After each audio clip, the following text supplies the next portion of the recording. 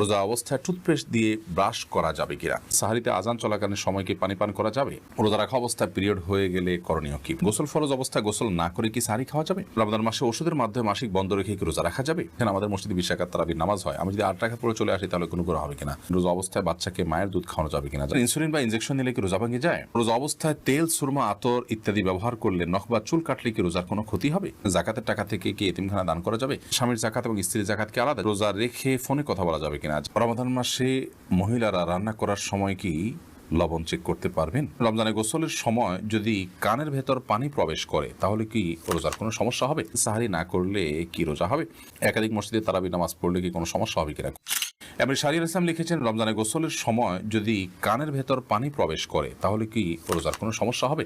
সামান্য পানি যদি কানের ভিতর যায় এবং সেটা যদি আপনি ঝেড়ে ফেলে দিতে পারেন, শেষ যদি আপনার থাকে তাহলে ইনশাআল্লাহ রোজা হয়ে যাবে, রোজার ক্ষতি হবে না।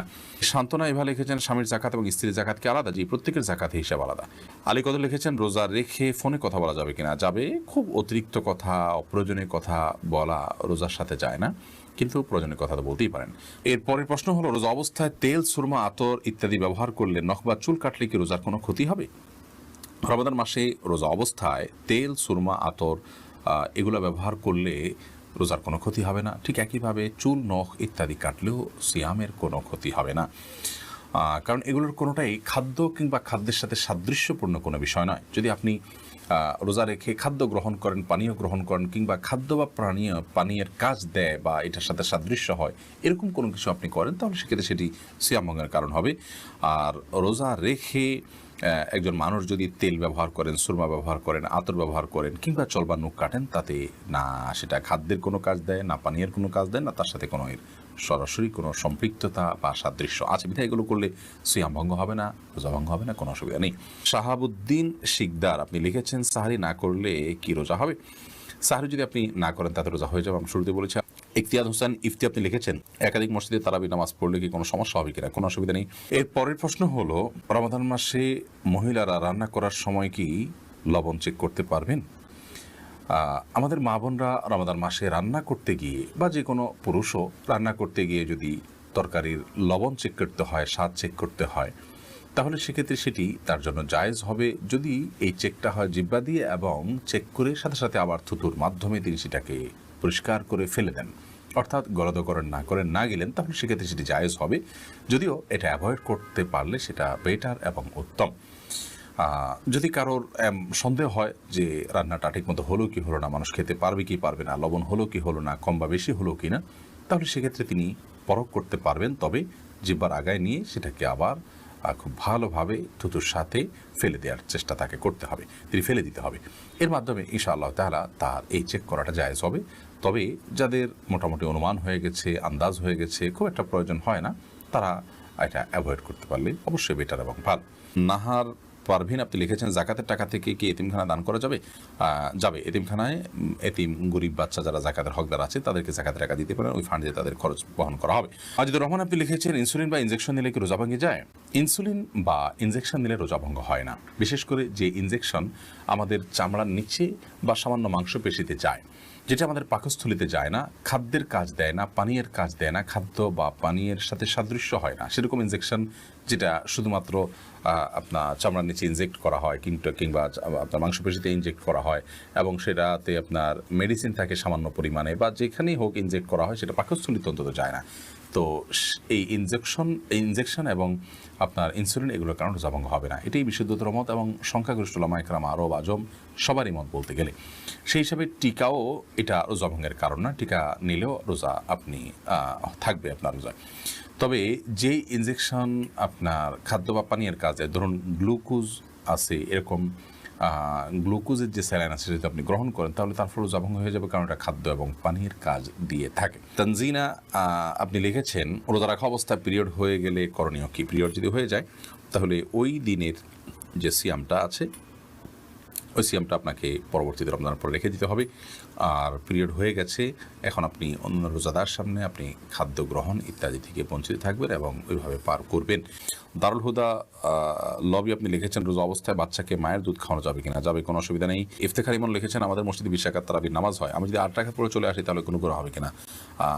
গুনাহ হবে না, কিন্তু নবী করিম সাল্লাল্লাহু আলাইহি ওয়াসাল্লাম বলেছেন মান কামা মাআল ইমাম হাত্তা ইয়ানসিরিফা, যে ব্যক্তি ইমামের সঙ্গে নামাজ পড়ে এবং ইমাম যাওয়া পর্যন্ত অপেক্ষা করে, কুতিবা লাহু কিয়ামুল লাইল, তার জন্য রাত জেগে ইবাদতের সওয়াব লেখা হয়। তিরমিজি হাদিসটি বর্ণিত হয়েছে, যার কারণে আপনি এই সওয়াব থেকে বঞ্চিত হবেন, বিশাল বড় সওয়াব থেকে বঞ্চিত হবেন। এজন্য আপনাকে পুরো নামাজ শেষ করে আসা উচিত। 8 রাকাত পড়ে যদি আপনি চলে আসেন এই সওয়াবটা আপনার হবে না। সাকিব হাসান আপনি লিখেছেন গোসল ফরজ অবস্থায় গোসল না করে কি সাহরি খাওয়া যাবে? যদি কারোর গোসল ফরজ হয় তাহলে গোসল ফরজ অবস্থায় যদি আপনি সাহরি খেয়ে নেন এই কারণে যে এখন গোসল করতে গেলে সাহরি খাওয়ার সময় আর থাকবে না, অথবা যে কারণেই হোক না কেন যে আমি পরে গোসল করব, তাহলে তার ফলেও সিয়াম হয়ে যাবে, কোনো অসুবিধা নেই। তবে অবশ্যই ফজরের সালাত আদায়ের প্রয়োজনে ফজরের সালাতের আগে আগে আপনাকে ফরজ গোসল করতে হবে। কিন্তু গোসল ফরজ হওয়া অবস্থায় অর্থাৎ শরীর অপবিত্র অবস্থায় যদি কেউ খাদ্য গ্রহণ করেন এবং সাহরি খেয়ে ফেলেন বা রোজার নিয়ত করেন, তাতেও রোজা হয়ে যাবে, সাহরি হয়ে যাবে, কোনো অসুবিধা নেই। যদিও গোসল করে তারপরে খেতে পারলে সেটা উত্তম, তা বলাই বাহুল্য। সোলাইমান মাহমুদ আপনি লিখেছেন সাহরিতে আজান চলাকালীন সময় কি পানি পান করা যাবে? জি না, আজান শুরু হওয়া মানে ফজর ওয়াক্তে শুরু হওয়া, তারপর আপনি খেতে পারবেন না। যদি আজানটা হয় আপনার তাহাজ্জুদের আজান, তাহলে সেক্ষেত্রে খেতে পারেন। শামসুন নাহার স্মৃতি আপনি লিখেছেন রোজা অবস্থায় টুথপেস্ট দিয়ে ব্রাশ করা যাবে কিনা? টুথপেস্ট বা মাজন ইত্যাদি দিয়ে, পাউডার ইত্যাদি দিয়ে দাঁত ব্রাশ করা যাবে কিনা এ বিষয়ে আমাদের দেশের ওলামায়ে কেরাম বলে থাকেন এটি মাকরুহ এবং অপছন্দনীয়। রোজা হয়ে যাবে, কিন্তু একান্ত প্রয়োজন ছাড়া আপনি এটি মুখে ব্যবহার করার ফলে আপনার থুতুর সাথে অপ্রয়োজনে কিছু জিনিস আপনার পেটে যাচ্ছে, সেটা পরিমাণে কম হলেও, তো এই জন্য এটা আপনার জন্য অনুচিত এবং মাকরুহ। সাহরি খাওয়ার সাথে সাথে আপনি ফজরের আগে আগে ব্রাশ করে ফেলবেন, এরপর দিনের বেলা আপনি মেসওয়াক করবেন কিংবা খালি ব্রাশ দিয়ে আপনি দাঁত ঘষবেন বা পরিষ্কার করবেন। যদিও সৌদি আরবের স্কলারগণ এবং ওলামায়ে কেরাম এটিকে মাকরুহ বলেন না, তারা এটাকে জায়েজ বলেন, কিন্তু মাকরুহ হওয়াটা, অপছন্দনীয় হওয়াটাই হলো অধিকতর যুক্তিযুক্ত। কারণ টুথপেস্ট এটি আমাদের থুতুর সাথে ভেতরে চলে যায়, হোক না সেটা পরিমাণে কম, তো এটিতে একান্ত প্রয়োজন নাই, যার কারণে আপনি সারির আগে আপনি টুথপেস্ট দিয়ে ব্রাশ করেন, পরবর্তীতে খালি ব্রাশ কিংবা মেসওয়াকের অভ্যাস গড়ে তোলেন। যে দিনের বেলা আপনি খাদ্য গ্রহণ করছেন না বিধায় এটা নিয়ে খুব বেশি পেরেশান থাকারও কোনো কারণ নেই। আয়েশা ইসলাম আপনি লিখেছেন রমজান মাসে ওষুধের মাধ্যমে মাসিক বন্ধ রেখে কি রোজা রাখা যাবে? এটা অনেক বোনের জিজ্ঞাসা। রমজান মাসে মাসিক বন্ধ করার জন্য ঔষধ সেবন করে যদি কেউ রোজা রাখেন তাহলে সেক্ষেত্রে সেটি তার জন্য জায়েজ হবে। শর্ত হলো সে ওষুধের মাধ্যমে কোনো বড় ধরনের শারীরিক ক্ষতির মুখোমুখি হওয়া বা কোনো প্রকার সাইড এফেক্টের আশঙ্কা না থাকতে হবে। যদি ওষুধ সেবন করার মাধ্যমে বড় কোনো ক্ষতি না হয় তাহলে সেক্ষেত্রে এটি গ্রহণ করে আপনি মাসিক বন্ধ রেখে সিয়াম পালন করতে পারবেন, কোনো অসুবিধা নেই। যদিও উত্তম হয় স্বাভাবিক অবস্থার উপরে ছেড়ে দেয়া, কারণ আল্লাহ রাব্বুল আলামিন যে অবস্থা রেখেছেন সেই অবস্থার উপরে থাকতে পারলে বেটার। তবে হ্যাঁ, অনেকে আছে রমজানের পরে রোজাগুলো রাখাটা তাদের জন্য চ্যালেঞ্জিং হয়ে যায়, কঠিন হয়ে যায়, তাহলে সেক্ষেত্রে তারা ওষুধ সেবন করে এই রোজাগুলো রাখতে পারবেন, রমজান রোজাগুলো রাখতে পারবেন, কোনো অসুবিধা নেই। সত্য হলো সাইড এফেক্ট এর মাধ্যমে বড় কোনো ক্ষতির মুখোমুখি হওয়ার আশঙ্কা না থাকতে হবে, কারণ মানুষ নিজেকে ক্ষতির মধ্যে ফেলে দিবে এরকম কোনো কাজ ইবাদত করার জন্য করার নির্দেশনা ইসলাম আমাদেরকে দেয় না। আল্লাহ রাব্বুল আলামিন মাসিকের কারণে আপনাকে রোজা রাখার তৌফিক দেননি, কিন্তু আপনার মধ্যে আক্ষেপ আছে, আপনার মধ্যে আগ্রহ আছে যে আমি যদি মাসিক না হতো তাহলে রোজা রাখতাম।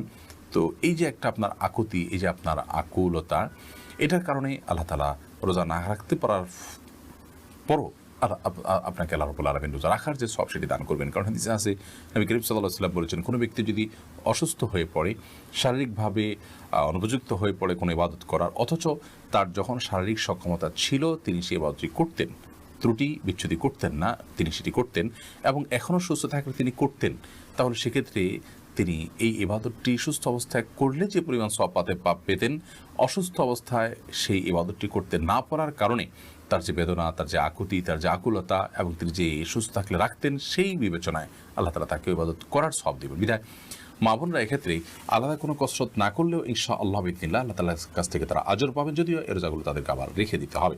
অতএব ওষুধ সেবন করে মাসিক বন্ধ রেখে রোজা রাখতে পারবেন, ওই শর্ত সাপেক্ষে যে সাইড এফেক্ট থাকবে না।